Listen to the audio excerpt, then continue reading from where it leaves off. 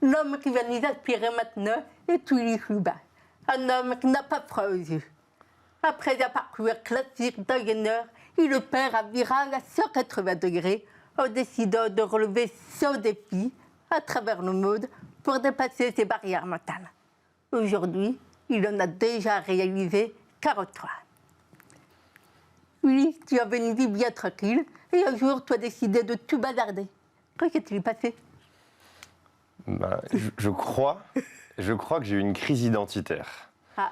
C'est-à-dire que, tu vois, après mes études d'ingénieur, j'ai lancé directement une entreprise, j'avais une start-up. Ça a duré 3 ans.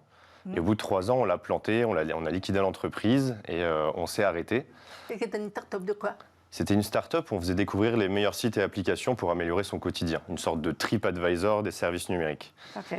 Et tu vois, à ce moment-là, moi, j'avais jamais travaillé en tant qu'ingénieur. Tous mes amis, eux, ils étaient ingénieurs. Ça faisait 3 ans qu'ils faisaient ça. Et ils se définissaient en tant que tels, c'était leur fonction. Et moi, j'étais le CEO de plus rien du tout. Et j'ai dû me reconstruire une identité. Et donc là, je suis entré en introspection. Et après cette longue période de réflexion, je suis arrivé à cette conclusion. Je me suis dit, j'ai envie d'explorer de nouvelles idées, de nouvelles disciplines, de nouveaux lieux, de partager mes découvertes. Et je me suis dit, allez, c'est parti, je vais aller relever des challenges à travers le monde. Et 10, c'était pas assez, 1000, c'était trop. J'ai dit, ok, ce sera 100, quoi. C'est déjà pas mal. C'est déjà pas mal, ouais. Et Willy, c'est comme le héros grec qui porte le prénom. Tu voyages pour réaliser tes challenges. Et d'ailleurs, tu as survécu à une semaine dans la jungle au Costa Rica, 7 jours dans le désert, dans le Sahara. Tu as déchiffré une ancienne Talamaya, je ne sais pas où. Au Mexique, ouais. Voilà. Et si tu devais faire le bilan de ces 49 challenges, qu'est-ce que tu retiendrais? Alors, c'est très difficile de se souvenir un peu de tout ça, mais je pense que j'ai pris une bonne leçon par rapport, tu vois, à l'échec de ma première start-up. C'est que j'ai compris que tu as 2 choix dans la vie. Tu peux soit mettre ton projet au service de ton ego. C'est ce que j'avais fait avec ma première start-up, puisque tu vois, je voulais lever plein de fonds, avoir plein d'employés, gagner plein d'argent. En fait, j'étais en quête de statut. Donc, j'étais dirigé par des motivations qui sont externes. Et j'ai compris que j'avais un deuxième choix, c'était le choix de mettre mon ego au service de mes projets. Et aujourd'hui, je suis plutôt dirigé par une quête qui est interne. C'est-à-dire que je veux explorer ma curiosité, je veux apprendre à me connaître, je veux dépasser mes barrières mentales. Et ça veut dire faire tout ce que tout ce qui est possible pour atteindre mes objectifs. Par exemple, j'ai fait un challenge où j'ai fait du freediving, donc la plongée en apnée, et j'ai plongé à 30 mètres en apnée. Mais le premier jour, quand je suis allé voir mon instructeur, je lui ai dit « Ok, j'ai envie de faire ça ». Il m'a dit « C'est quoi ton objectif ?» Je vais aller à 30 mètres en apnée. Il m'a dit « Combien de temps tu restes en Turquie ?» Je lui ai dit le temps qu'il faudra. Tu vois, c'est ça, mettre son ego au service de son projet, c'est se dire ok, je veux absolument y arriver. Si je dois mettre 1 an, je vais mettre 1 an, mais j'ai absolument envie de mettre tout ce qu'il faut pour réaliser mes rêves. D'accord. Et alors, tu as réussi? Ouais, je suis même allé à 35 mètres. Bah oui. Ça a été un long voyage. C'est incroyable comme sport, le freediving. C'est le sport parfait pour apprendre à se connaître. Moi, c'est une quête, tu vois, qui m'anime. Parce que c'est pas parce que tu es très téméraire que tu vas plonger plus profond, c'est parce que tu apprends à écouter ton corps, à te relâcher, que tu vas pouvoir aller loin, à être dans le flow. Et c'est un sport qui est fascinant et aussi qui permet de dépasser beaucoup de barrières mentales parce que moi, je pensais être capable de tenir 1 minute en apnée. Très vite, je suis arrivé à 3 minutes, et aujourd'hui même jusqu'à 4 minutes. Et en fait, tout le monde est capable de faire ça. Il faut juste apprendre un petit peu à écouter son corps, comprendre la théorie. Et on est tous capables de faire des trucs de fou. Mais tu as mis combien de temps pour travailler ça au final?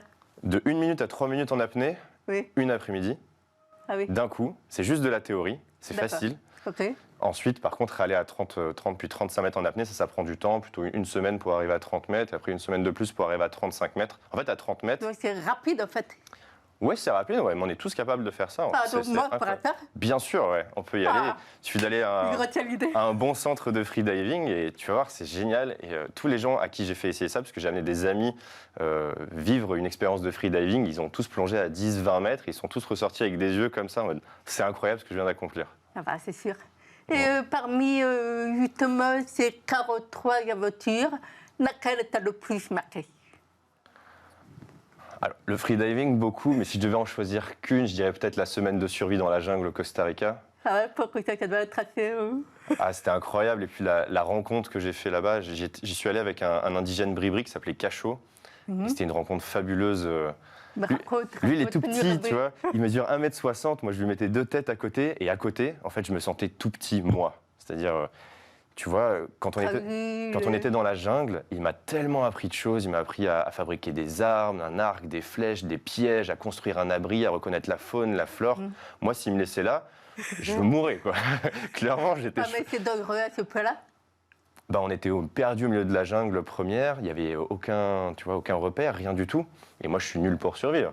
Donc, ouais, c'est dangereux en ce sens. Après, quand j'étais avec lui, je me sentais en confiance et on a vécu une aventure incroyable pendant une semaine et beaucoup de partage aussi parce que le soir, au coin du feu, il me racontait la cosmogonie bribri, c'est-à-dire quelles sont leurs croyances, comment est-ce que leur monde a été créé selon eux, quelles sont leurs places, tu vois, par rapport à la nature et les animaux. Et ça, c'est incroyable. Et alors, quelle est la réponse? Alors, si tu veux, le monde bribri, c'est comme une sorte de double maison conique sur 8 étages. Et nous, les humains, on vit au premier étage supérieur. Et au-dessus, bah, tu vas avoir des esprits justement en charge, en lien avec la nature, en lien avec les animaux. Donc, ils les mettent presque au-dessus de nous. Et d'ailleurs, ils prient tout le temps la terre-mère. Alors, eux, ils l'appellent Irilia. Tu vois, il y a beaucoup de noms, la Pachamama, etc. Mais pour eux, c'est Irilia. Et à chaque fois qu'on préparait la boisson sacrée, le chocolat chaud, etc., on en donnait toujours un petit peu à la terre. Et quand on est parti, on a replanté 8 boutures de gavilan. C'est le bois qu'on a utilisé pour se chauffer, pour construire l'abri, pour rendre à la terre ce que nous, on avait pris pendant cette semaine. Et du coup, ça veut dire que quand tu es revenu en France, ça doit être compliqué quand même, la reconnexion. Ouais, alors, mais tous mes voyages, quand je reviens en France, ça fait bizarre. Tu vois, quand tu sors d'une semaine dans le Sahara, moi, j'ai appris par exemple que la guerre en Ukraine, quand je suis sorti du Sahara, tellement j'étais déconnecté. Et là, je me suis dit, ah ouais, en fait, il se passe des choses dans le monde, c'est grave. Ouais. Et à chaque fois, le retour est un peu brutal. Mais j'essaie de ne pas être dans le jugement, en fait. Il y a plein de mondes à explorer différents, avec plein de cultures différentes. Il n'y a pas de mieux, de moins bien. C'est juste qu'il faut apprendre à vivre ensemble. D'accord. Et tu as appris quoi pendant ces 7 jours dans le Sahara? Le chaud, le froid? J'ai appris le silence, je pense. C'est la première fois où, tu vois, moi, je crée beaucoup de contenu sur YouTube, sur TikTok, sur LinkedIn, Instagram, etc. J'ai toujours plein de notifications, je suis très sollicité. Et là, d'un coup, plus rien. Tu as juste le sable, des étendues à perte de vue. Tu sais pas du tout où tu es. Pareil, là, si le guide, il te laisse sur le carreau, t'es pas bien du tout. Ouais, tu te reconnectes à toi-même, tu as du temps pour penser, tu écoutes juste le bruit du vent qui va déplacer le sable. Et c'est incroyable comme expérience, c'est très introspectif. Moi, je me suis posé beaucoup de questions dans le Sahara qui ont derrière un petit peu cliqué des jours, des semaines après. Et c'est une expérience incroyable en termes de connaissance de soi. Et moi, ça m'a fait grandir, je pense. Mais tu as fait quoi pendant une semaine? Tu as marché? Tu marches, tu dors, tu manges. C'est une journée sans fin. Tu charges les chameaux, tu décharges les chameaux, tu fais le camp, tu replies le camp, tu recharges les chameaux, tu marches. Tous les jours, tu cherches un puits. Parfois, tu as de la chance, c'est de l'eau qui est plutôt bonne. Parfois, tu n'as pas de chance, c'est de l'eau qui est vraiment dégueulasse. Tu vas avoir de l'eau qui ressemble presque à du lait, qui a macéré ici pendant un long moment. Mais ça fait partie du jeu. Et non, c'est une aventure qui était incroyable. Moi, j'étais en Mauritanie, dans la région de l'Adrar. Et tu m'as dit, quand on a préparé cette émission, que la mort était un sujet qui te faisait beaucoup réfléchir. Ouais. Et en fait, tu as une vision que je trouve extrêmement belle. Et j'avais envie de continuer à la partager. Ok. Si tu veux, moi, je vois la mort. D'une certaine manière, je ne cherche pas à rajouter des années à ma vie, je cherche plutôt à rajouter de la vie à mes années. C'est-à-dire que je suis en quête d'une vie large, pas forcément d'une vie longue. Et une vie large, ça veut dire quoi? Ça veut dire vivre intensément pour pas avoir de regrets sur son lit de mort. Et je suis très accompagné un petit peu par les philosophies antiques, par exemple le Memento Mori, qui nous dit souviens-toi que tu es mortel et on va tous mourir un jour. Et après, tu as un peu toute cette tendance autour un peu du one life, tu vois, on n'a qu'une seule vie. Et moi, j'aime bien l'idée un petit peu différente qu'on n'a qu'une seule mort, mais qu'on a plein de vies, on vit tous les jours. Tous les jours, c'est une forme de renaissance et c'est une nouvelle opportunité pour apprendre quelque chose de nouveau, pour élargir ses zones de confort, pour dépasser ses barrières mentales et pour aller réaliser ses rêves, pour, une fois qu'on arrive sur son lit de mort, avoir un petit peu moins de regrets. Ah, merci beaucoup, Ulysse, c'était vraiment passionnant. Merci pour l'invitation. Moi aussi.